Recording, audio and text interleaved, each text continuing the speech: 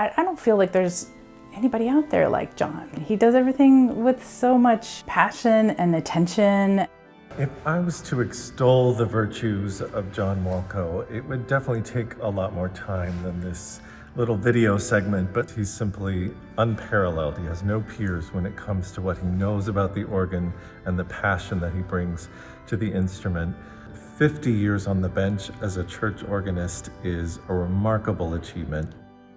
Thinking about celebrating 50 years of being a church organist, a lot has happened in that period of time. We had a piano in my childhood home, and my mother played shaped note music.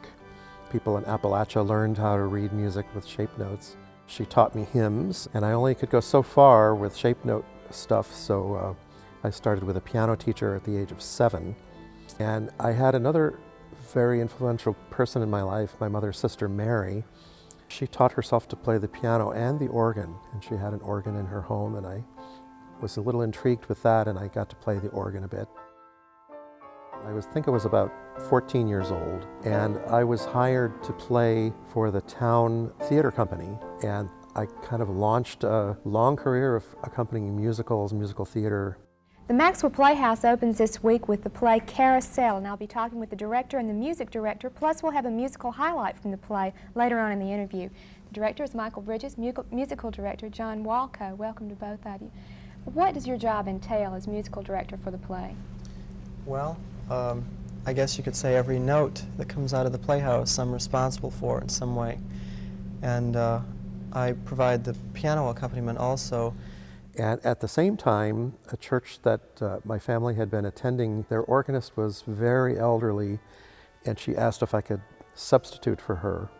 It worked out really well in spite of the fact that I had no organ training. I just played classical piano music and hit a pedal note every now and then, and the church loved it. And that's where I basically got my start as an organist.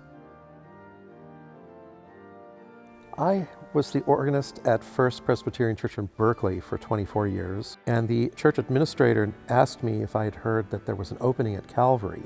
I just thought, you know, I should see if maybe there's some kind of a chance that I could be hired by this wonderful church. I love the fact that Calvary has such a rich, long history. It's such a privilege to play and make music in such a storied space as the sanctuary. We are just so lucky to have him here at Calvary these last 8 years. John's combination of talent and technique and experience and his encyclopedic knowledge, not just of this organ, but of essentially every organ in the Bay Area, makes him a truly unique figure. When he plays the organ, it's not just mechanical for him. He really loves it, and it shows in every note that he plays. I love performing.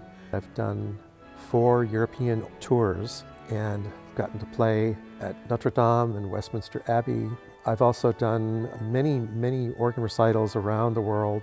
But since coming to Calvary, I haven't really done a solo recital.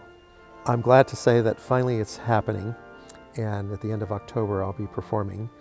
And as it turns out, it's right before the national election. And I thought, well, of course, the thing to do, since it's on everyone's mind, is to play an American recital featuring American composers.